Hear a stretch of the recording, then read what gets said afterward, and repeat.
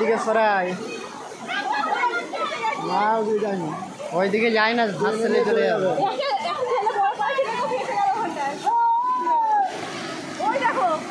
ওই দেখো ভেসে ওইখানে চলে গেছে পানিতে, ওই মাঠের মাঝে চলে গেছে, পড়েছে মাঠের মাঝে দিয়ে চলে গেছে। ওই দেখ এক্ষুনি ইয়ে পড়ছে,